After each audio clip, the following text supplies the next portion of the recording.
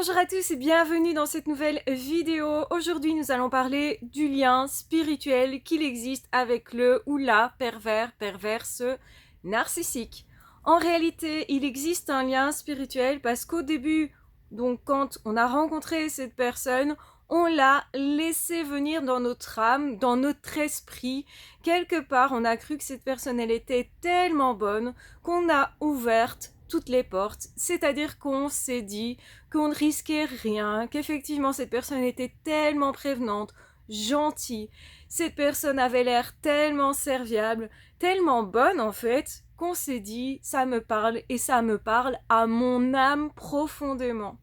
Et donc du coup, je pense que en réfléchissant sincèrement à cette personne, en voulant l'aimer profondément, en étant souvent en train de penser à cette personne, on a ouverte, grande, la porte de notre âme et on lui a autorisé en fait le fait de rentrer dans notre esprit.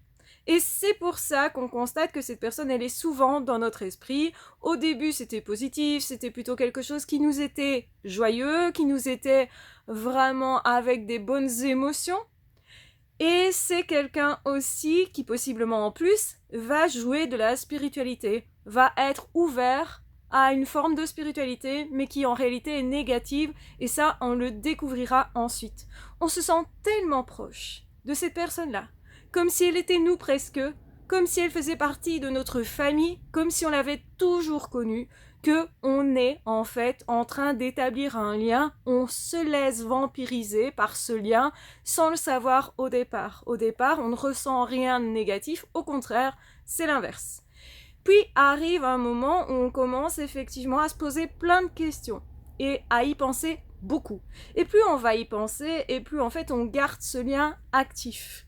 Et c'est comme ça que les pervers narcissiques commencent à nous vampiriser, à nous prendre de l'énergie, à vraiment pomper nos pensées vers eux, à nous empêcher finalement de penser à autre chose. Et on se croit amoureux, on se croit même obsédé par cette personne. On y pense beaucoup, on y pense tout le temps, et puis on finit par se tracasser pour cette situation-là, avec cette personne-là, comme si on ne comptait pas assez, comme si on n'avait pas une assez grande place, et finalement, on en perd notre identité, notre personnalité, on doute de nous, c'est ça que ça veut dire, et on se sent en permanence observé, on se sent en permanence vraiment avec cette personne, même si la personne n'est pas dans l'environnement, on va se dire il faut que j'agisse comme cette personne veut. Et c'est pour ça qu'on va voir beaucoup de personnes qui, quand elles sont victimes de pervers narcissiques, que ce soit des hommes ou des femmes, vont se comporter toujours de manière à ne pas oser faire certaines choses, même quand l'autre n'est pas là. Et on commence à se dire que c'est normal, en fait, on ne s'alerte pas au départ. On ne comprend pas trop bien ce qui se passe. On se dit, il y a un lien d'âme. Et beaucoup vont dire, c'est mon âme sœur, c'est la personne que je recherchais, c'est une personne que j'ai connue dans une autre vie.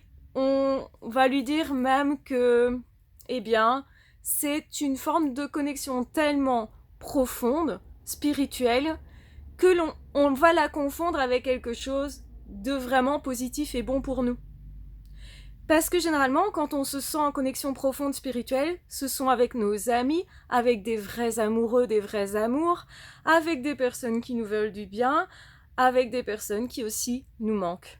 Et donc du coup, effectivement, il y a confusion complète.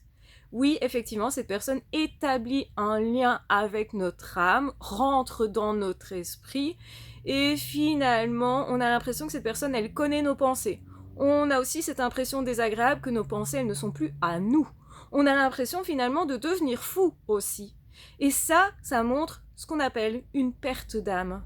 C'est-à-dire qu'on ne se reconnaît plus, c'est-à-dire qu'on a l'impression qu'on est plus en fait mort que vivant, qu'il y a quelque chose qui a été perdu et on ne se reconnaît plus au point de ne plus savoir se connecter au monde divin réel, à nous-mêmes, et de perdre nos forces sans savoir vraiment nous régénérer.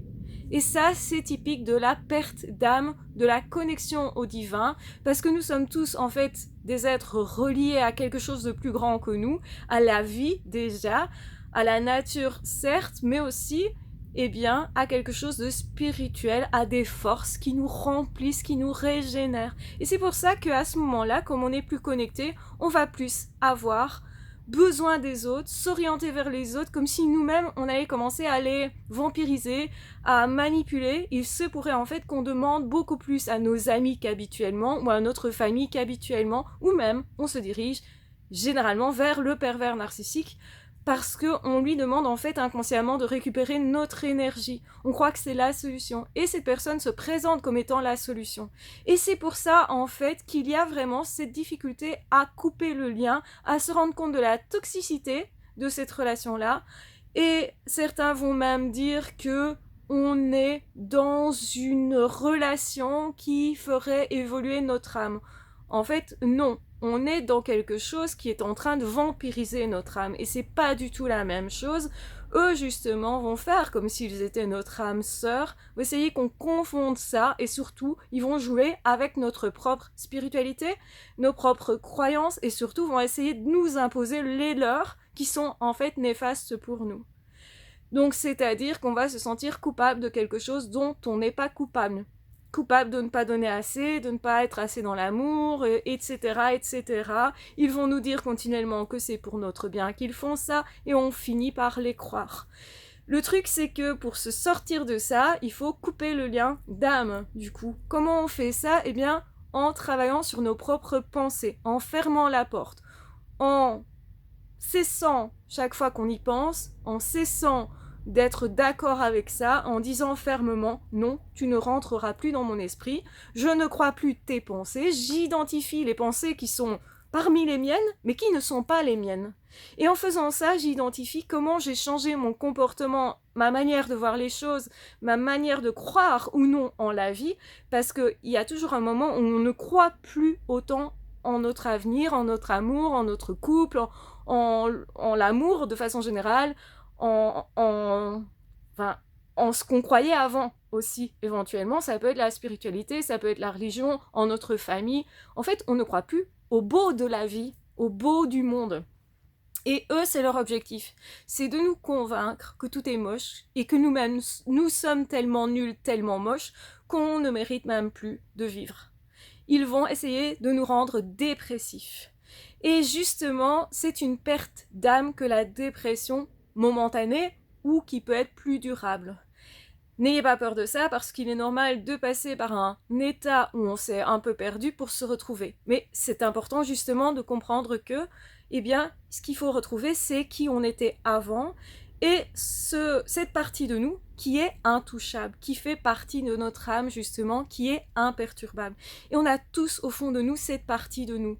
Donc autrement dit, c'est identifier ce que l'autre a installé comme pensée, comme conditionnement chez nous, et les émotions qui vont avec ça, qui ne sont donc pas vraiment les nôtres, mais nos émotions, elles sont utilisées, si vous voulez, par les pervers narcissiques.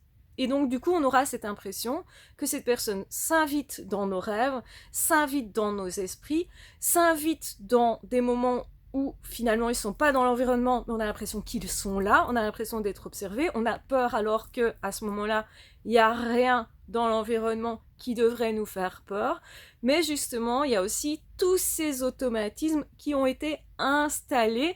Donc cette personne nous a installé des conditionnements, autrement dit, un programme dans notre âme qui nous amène à penser des choses qui sont dupées, donc qui ne sont pas réelles, qui sont fausses. Donc, il faut comprendre que c'est une vraie maladie de personnalité que la perversion narcissique et que donc, en fait, l'autre délire et nous amène à délirer nous-mêmes, nous amène à rentrer dans son monde à lui ou à elle.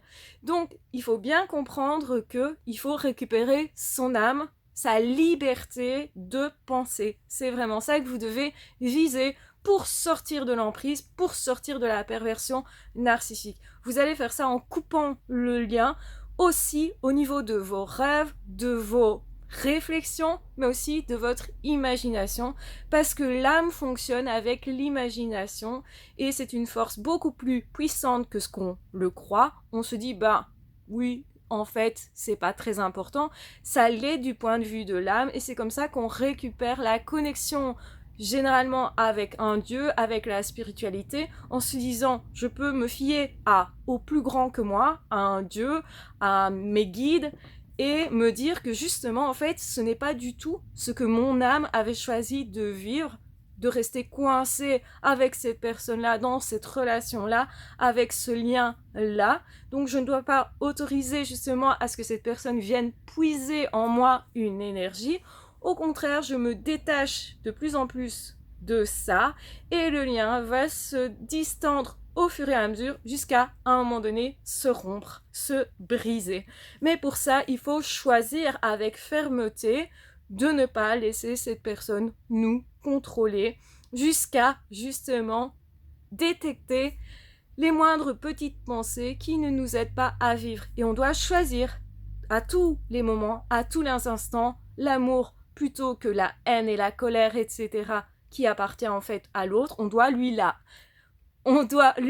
rendre, on doit la lui rendre, voilà ce que je veux dire. Et donc à ce moment-là, quand vous faites ça, vous rendez les pensées de l'autre à l'autre, vous rendez son énergie sombre à l'autre, vous rendez même son désespoir à l'autre et vous combattez ça intérieurement. C'est un vrai combat intérieur, donc qui est spirituel aussi et qui est au niveau de l'énergie. Je suis un petit peu fatiguée donc je bafouille, je suis désolée. Et donc du coup au niveau de l'énergie, vous rendez ça à l'autre, vous lui rendez aussi ses choix en faisant vos propres choix, qui est de choisir la vie, qui est de choisir le bon pour vous, le beau, l'amour, etc. Et de choisir une personne que vous méritez vraiment en amour, en amitié et au niveau du travail, de choisir un travail qui vous épanouisse vraiment. C'est comme ça qu'on choisit son âme, on choisit en fait l'énergie et on redevient lumineux, on redevient justement plein d'énergie parce qu'on se reconnecte aussi petit à petit à autre chose. Donc c'est important du coup de passer du temps à lire, à avoir des pensées plus positives, à aussi aller vers la spiritualité si ça nous apaise, donc à chercher tout ce qui nous apaise, tout ce qui nous fait du bien et à remettre davantage de ça dans notre vie pour justement distendre le lien, distendre justement le négatif et ne pas laisser se convaincre en fait que le monde est négatif ou que notre vie sera négative ou que actuellement c'est trop sombre. Non, chercher l'espoir continuellement, c'est vraiment la technique qu'il faut utiliser pour libérer votre âme justement de ce pervers narcissique, de cette perverse narcissique. Je vous embrasse bien fort, je vous aime très fort, prenez bien soin de vous et on se retrouvera très vite dans d'autres audios ou dans d'autres vidéos. Ah, ciao, bye bye!